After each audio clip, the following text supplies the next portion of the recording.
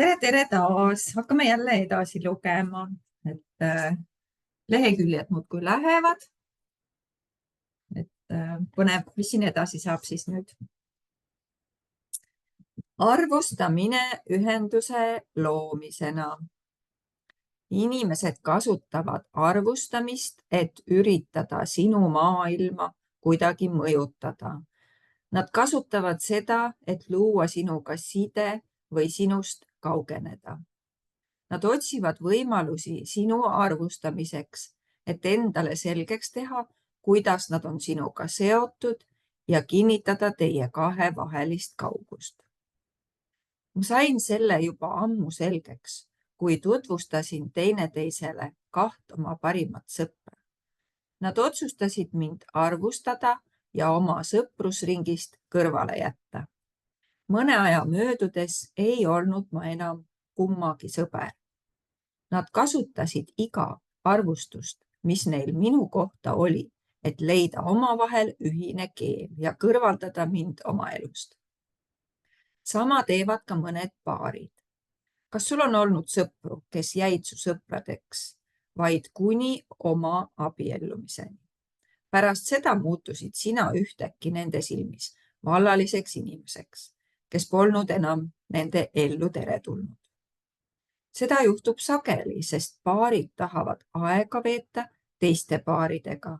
Nad ei taha suhelda vallaliste inimestega, sest neil on oma arvamus selle kohta, mida vallalised võivad nende partneriga teha. Nad kutsuvad sind endale külla vaid siis, kui on leidnud kellegi, keda sulle kaaslaseks soovitada. Kuidas kasutada arvustamist kellegagi ühenduse loomiseks? Paljud inimesed usuvad, et kui sul on nendega sarnased arvamused, siis oled sa ka enda moodi ja seetõttu võid neile meeldida. Näiteks on kõigil ühte kogudusse kuuluvatel inimestel sama arvamus selle kohta, mis on õige ja mis on vale. Seega tunnevad nad end ühtse rühmana. Nad usuvad, et meeldivad teistele, kui selles rühmas viibivad ning võivad teiste rühmakaaslastega vabalt suhelda, sest kõigil on sarnased arvamused. Kas taipad, et valid teistele inimestele öeldavad sõnad selle põhjal, millised on nende arvamused? Sa otse kui vajutad teatud nuppu ja tulemuseks on vestlus. Valid vestlusmenüüs numbri 251, vajutad seda nuppu ja välja tulebki arvamuse kogumik. Seda nimetad sa oma isikupäraks. Kas teadsid, et võid neid arvamusi välja noppida ka teiste inimeste peast? Teed seda märkamatult kogu aeg, et võiksid leida sobiva jututeema, loomaks vastavalt oma valikule, kas ühenduse või eraldatuse. Nõnda juhib vestluse kulgu enamik inimesi. Õigsus. Sageli me isegi küsi endalt, mida tegelikult saada sooviksime. Igaüks kulutab ju oma elu. Mida sa endale valida tahaksid? Meie 10%-lises reaalsuses on vaatenurk selline, et tuleb leida ideaalne suhe, siis saada lapsed, võtta koer, osta hooviga maja ning seejärel elada õnnelikult elupäevade lõpuni. Kas pead end luuseriks, kui sul suhet ei ole? Kas pole huvitav, et niimoodi me oma elu korraldamegi? Me astume eemale suhtest, mis muudab meid õnnetuks ja saame seeläbi õnnelikuks. Siis aga asume otsima uut suhet, et end taas õnnetuks muuta. 95% inimestest oleks meelsamini õnnetussuhtes kui üksinda. Miks tahad sa astuda õnnetusse suhtesse? Sest sa ei taha olla luuser ja sa ei taha eksida. Kui sa valid õigsuse, pead sa tõestama, et kõik see, mida õigeks pead, on ka päriselt õige ning see, mida valeks pead, on ka päriselt vale. Kas sa oled abiellunud või suhtesse astunud kellegagi ja seejärel üritanud selle inimese valimist enda silmis õigeks muuta? Mitu aastat sa selle õigsuse jahtimisele kulutasid? Kui kauaks sa selle inimesega kokku jäid, tõestamaks endale, et sa polnud teinud valet otsust? Oli see vast sinust tark või mis? Enamik inimesi kulutab kogu elu tõestamisele, et kõik nende valikud olid õiged. Kas see annab sulle mingi vabaduse? Ei. Abivahend. Sinul on õigus ja minul mitte.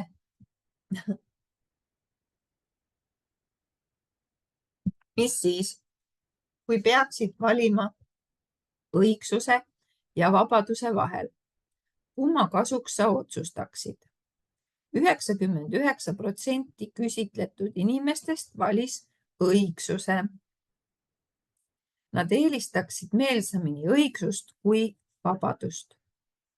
Mida tähendab aga vabadus? Vabadus tähendab, et sa võid teha mis tahes valiku. Kui tahad tõelist vabadust, pead olema valmis eksimusi tunnistama. Mu tütar Grace rääkis mulle, kuidas ta käis kord oma sõbraga kleiti ostmas. Grace oli juba valinud, millist kleiti ta soovis ning avastas, et poes oli neid järel vaid 2. Sõbra mõõdud olid Grace'ist 1 number suuremad. Seega valis Grace endale sobiva kleidi ning ulatas sõbrale number suurema kleidi. Tüdruk oli solvunud, et Grace andis talle suurema numbriga kleidi, olgugi et tema keha oli sõna otseses mõttes kogukam. Grace seisis silmitsi valikuga. Ta võis väiksema kleidi endale hoida ja seetõttu sõbra kaotada või loobuda väiksemast kleidist ja sõbra alles hoida. Kumma valiku ta tegi? Ta andis sõbrale väiksema kleidi. Grace'i sõbra jaoks oli mis tahes põhjusel tähtis tõestada, et just temale kuulus väiksema suurusega kleit. Kui Grace oleks vastu vaielnud, olnuks tulemuseks tohutu vaidlus. Grace oli nõus laskma oma sõbra seisukohal peale jääda ja tekitas selle valikuga oma maailmas vabaduse. Ta suutis hoiduda ka oma sõbrast eraldumast, olgugi et sõber oleks tingimata võimalusel selle valiku teinud. Kui mitu korda elu jooksul oled sa oma seisukoha õigsust peale surunud, selle asemel, et võtta omaks vabadus, mis käib kaasas vaatenurga puudumisega? Kui suure osa elust oled sa püüdnud tõestada, et just sinu vaatenurk on see õige, kui tegu polnudki päriselt sinu vaatenurgaga? Püüad tõestada oma vaatenurga õigsust lähtudes kellegi teise vaatenurgast ning asja juures on kõige veidram see, et sa oled valmis võitlema veelgi tulisemalt nende vaatenurkade eest, mille õigsuses sa oled veendunud, aga mis sulle ei kuulu. Ainus inimene, kelle eest sa võidelda ei taha, oled sina ise. Võitled laste eest, perekonna eest ja oma riigi eest, aga mitte iseenda vaatenurga eest. Miks siis? Püüad tõestada, et oled sama normaalne ja tervemõistuslik nagu kõik teised. Tegelikult pole sa sugugi normaalne. Sa oled humanoid. Humanoidid on täiesti arust ära, sest nad ei sobi teiste sekka. Nad ei ole normaalsed ja teevad kõike isemoodi. Humanoididel on oma vaatenurgad ja nad tahavad uskuda, et eksivad alati. Nii. Mis siis, kui oledki lihtsalt teistsugune? Üks kõige huvitavaimat asju, mille oleme avastanud kõigi nende puhul, kes on kasutanud Accessi abivahendeid, on arusaam, et meie planeedil on 2 liiki inimesi. Hakkasin esitama küsimusi, et leida erinevus nende vahel, kes soovisid avardada teadlikkust selle suhtes, mis võiks nende elus teisiti olla, ning nende vahel, kes seda teha ei soovinud. Peamine erinevus seisnes pealtnäha nende suhtumises arvustamisse. Ühed arvustavad kõiki ja kõike, samal ajal uskudes, et neil on alati õigus. Teised aga arvustavad kõigepealt ennast ja on veendunud, et eksivad alati. Okay. Meie kutsume neid vastavalt inimesteks ja humanoidideks. Sain sellest erinevusest esmakordselt aru siis, kui istusin teiniga lennukis ja vaatasin 2 kogukamat daami teisel pool vahekäiku oma kohtadele istumas. Märkasime, et need daamid kurtsid vahet pidamata kõige üle, ise mõistmata, kas neil asjadel on üldse nendega mingit pistmist. Näiteks ütles üks naine: ma ei suuda uskuda, et lennuki istmed tehakse üha väiksemaks ja väiksemaks. Mitte, et ehk oli hoopis tema suuremaks muutunud, ei mahtunud kuidagi tema maailmapilti.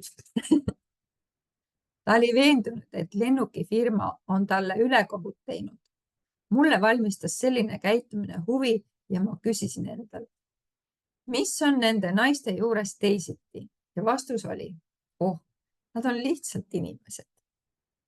Küsisin, me kõik oleme ju inimesed, kas pole nii? Ja vastus oli aga eitav. Seejärel küsisin ma, kui nemad on inimesed, siis kes oleme meie?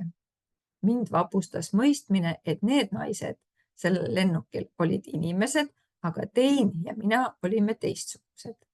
Nõnda saingi ma esmakordselt teada humanoidide kohta. Humanoid on keegi, kes otsib alati võimalust asju paremaks muuta. Humanoidid kipuvad alati end arvustama, et leida asjade paremaks muutmiseks sobiv viis. Nad alati kas ütlevad või mõtlevad midagi sellist. Miks ma teiste sekka ei sobi? Miks ei tunne ma end nii, nagu kõik teised? Miks ei suuda ma pealt näha midagi õigesti teha? Inimestel on aga teisalt vaatenurk, et neil on alati õigus.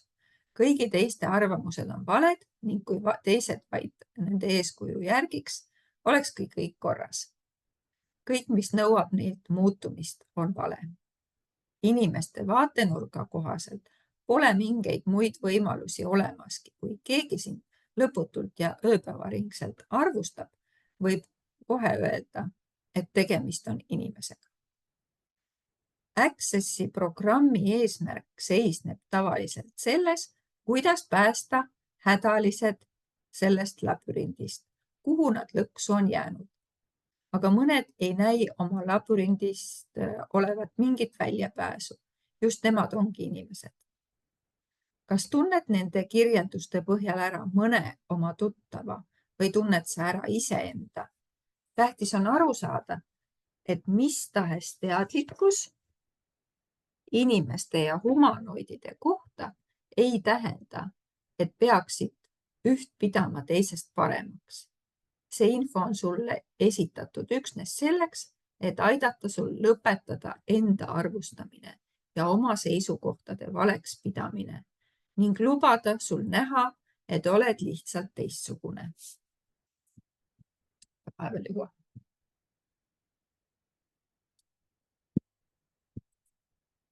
Humanoidide omadused. Humanoidid on kui end varjavad kameeleonid. Neil on piiritu kohanemisvõime. Võid muuta oma värvi, et sobida mis tahes taustaga. Aga arvad, et seda teha on vale. Kui sageli on sulle öeldud, oled tõeliselt kahepalgeline. Ma ei suuda uskuda, et sa niimoodi teed. Kas kameeleoniks olemine on siis vale? Ei, see on võrratu võime. Tunnista seda ja võta omaks, kinnita seda endale ja hakka üha rohkem kasutama, sest suudad kõikjale sobituda. Ära ainult eelda, et lõplikult kuhugi kuulud. Parem teadvusta oma kohanemisvõimet ja hakka endale esitama selliseid küsimusi nagu: kas ma tõesti tahan siia sobituda? Kas sulle on öeldud, et oled lihtsalt liiga palju endale võtnud? Kas inimesed ütlevad sulle, et sa ei suuda iial lõpule viia kõiki neid projekte, mille oled ette võtnud, kuigi suudad alati kõik tehtud saada? Humanoidina on sul üleliigne energia, mis tuleb kuhugi suunata. Satud tõelisse kimbatusse, kui sul pole parajasti 5 erinevat rauda korraga tules. Kas sa oled märganud, et kui sa rohkem tegutsed, saad alati asjad kiiremini tehtud, aga vähem tegutsedes tekitad endale traumat ja draamit ning asjad ei edene sugugi nii kergelt. Inimesed võivad öelda, et sul on kompulsiivne häire, aga tegelikult oled sa obsessiivkompulsiivne looja. Ja kui sul ei ole pidevalt elus midagi teoksil, muutud sa obsessiivkompulsiivseks saastaloojaks. Humanoidid lükkavad asju edasi. Humanoidid peavad end lootusetuteks asjade edasilükkajateks, sest jätavad kõik viimasele hetkele. Kui sa olid keskkoolis ja pidid kirjutama referaate, kas alustasid nende koostamist õhtul kell 11:30 viimasel päeval enne tähtaja kukkumist? Kas hakkasid kirjutamisega pihta alles pool tundi enne südaööd, ka siis, kui õpetaja käskis referaadi kirjutamist alustada juba 3 kuud varem? Ja kas said referaadi ikkagi valmis ning töö eest ka sellise hinde, mis sulle sobis? See on humanoidide omadus, üks mitmest viisist, millega oma võimekust tõestada. Aga miks mitte teha oma elu kergemaks? Selle asemel, et oma võimekuse tõestamiseks oodata asjade tegemisega viimase hetkeni, võiksid ehk näidata oma võimekust kogu aeg ja tööd õigeaegselt valmis teha. Mis siis, kui täidaksid kõik ülesanded enne, kui see vajalik on? Kas arvad, et see oleks igav? Tegelikult poleks see sugugi igav, sest avaks uksed kõikvõimalike asjade ees, mille sa võid lisada oma ellu ning välja pääseda sellest 10% maailmast. Ainus viis, kuidas hoida end selle 10% piires, on jätta asjade tegemine viimsele hetkele. Kogu su elu seisneb kriiside lahendamises selle 10% ulatuses. Sa ei luba iial endal kogeda ülejäänud 990% oma võimetest. Mis siis, kui otsustaksid loobuda kriisi lahendaja tööst? Mis oleks nina sügema? Väga huvitav. Humanoidid tööl. Inimeste vaatenurk on järgmine. Niimoodi oleme kõiki neid asju alati teinud. Niimoodi teeme neid ka edaspidi ja niimoodi peakski neid tegema. Ja kui sa neid sel moel ei tee, siis teed neid valesti. Kui sa oled humanoid, on sind mingil hetkel kindlasti süüdistatud liiga kiiresti töötamises ja nõnda teistest halva mulje jätmises. Sind on süüdistatud selles, et sa ei tee asju õigesti, sest tahad kõike muuta. Kui humanoidid mingi töö vastu võtavad, on neil juba 3 tunni pärast 3 päevaga kõik selge ning nad teavad täpselt, mida on vaja muuta, et asju paremaks teha. Siis aga hakkab neil igav. Neil ei jää muud üle, kui töökohta vahetada või endale ise probleeme tekitada, et elu huvitavaks muuta. Humanoidid proovivad erinevaid asju seni, kuni neist tüdinevad, et selgitada, mis neile elus teha meeldib. Nagu öeldud, kulub selleks tavaliselt 3 nädalat. Seega on neil raske töötada ühes kohas järjepanu 20 aastat. Kas oled teinud juba piisavalt selliseid asju, mida sulle teha ei meeldi ja mida sa tegema ei pea? Kas võiksid lõpuks endale tunnistada, et tead täpselt, mida sulle teha ei meeldi. Kas võiksid tunnistada, omaks võtta ja endale kinnitada, et sul pole õrna aimugi, mida tegelikult tahad? Teadvusta endale, et humanoididel on kombeks oma tegelike soovide selgitamine surmigavate asjade proovimise teel, et nad oleksid oskaksid selliseid asju tulevikus vältida. Raha ei ole humanoidile tähtis. Raha küll meeldib sulle, aga veelgi enam meeldib sulle asja luua ja valmistada. Issand jumal, mis mu ninaga toimub, ma ei saa aru, niimoodi sügeleda. Kui sa lood midagi tõeliselt lahedat ja keegi teine seda samuti mõistab, ei taha sa selle eest tasu küsida. Tegelikult on sul peaaegu võimatu teistelt raha küsida. Humanoidina pead sa olema valmis raha vastu võtma. Tasuta millegi äraandmine ei lase inimestel sinu kinki hinnata. Humanoidid on lahked. Üks humanoidide omadusi on liigne lahkus. Humanoididega on asi nii, et kui keegi sinuga õelalt käitub, ütled sa, tal on tõenäoliselt lihtsalt halb päev. Ei, inimesed on õelad vaid sellepärast, et nad seda tahavad. Sina kui humanoid ei otsustaks õelalt käituda ilma väga mõjuva põhjuseta.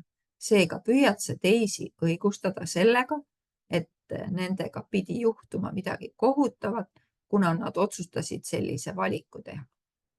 Ei, inimesed teevad oma valikuid sellepärast, et seda ise tahavad. Mingit teist põhjust pole. Kui astud suhtesse inimesega, tahab see inimene teha sinust enda tallaalust. Mida sa siis nüüd ette võtad? Humanoidina pead sa õppima enda suhtes keerutamata aus olema. Küsi endalt alati, mis põhjusel ma selle valiku teen. Põhjus pole kindlasti see. Teen selle valiku, sest see muudab mu kaaslase elu paremaks või on tema jaoks kasulik või asjad lahenevad sel moel paremini. Kohe, kui ma endast loobun ja eraldun, muutub kõik paremaks. Kas oled püüdnud olla hea vaid selleks, et elus samuti häid asju saada? Kas arvad, et pead olema vooruslikku ja vaga elu ning vältima teiste solvamist ja õelutsemist? Humanoidina tahad sa olla tõeline moralist. Kas taipad, et ainult humanoidid on moralistid? Inimesed on alati valmis valetama, petma ja varastama. Kuldne reegel, tee teistele seda, mida tahad, et sulle tehakse. Kehtib ainult humanoidide puhul. Ma olen humanoid. Tee teistele seda, mida tahad, et sulle tehakse. Ma olen kogu aeg seda, ma olen mõelnud seda. Ära tee teistele seda, mida sa endale ei taha. Nemad on ainsad, kes seda pöörast vaatenurka järgivad. Inimesed on valmis tegema mida tahes ja kellele tahes, sest usuvad, et neil on alati õigus. Inimesed on need, kellel on näiteks kombeks öelda, ma lausa armastan katoliiklaseks olemist. Käin pihil ja lasen end kõikidest pattudest puhastada. Seejärel võin ma järgmisel nädalal seksida järjekordse tüdrukuga ning uuesti preesti juurde minna, et kõik patud andeks saada. Humanoidid püüavad teadlikkust vältida, aga ma ei saagi lugeda rohkem seda edasi, sest see on pikk ja mul tuli see kõne, see tähelepanumärk, et mul on ainult 10 minutit jäänud ja sellega ma ei jõua seda lõiku ära lugeda. Et ma jätan siin pooleli. Ma panen salvestuse nüüd kinni ja homme ma ei loe, sellepärast et ma lähen homme terviseseminarile. Et siis ma loen reedel. Tšau!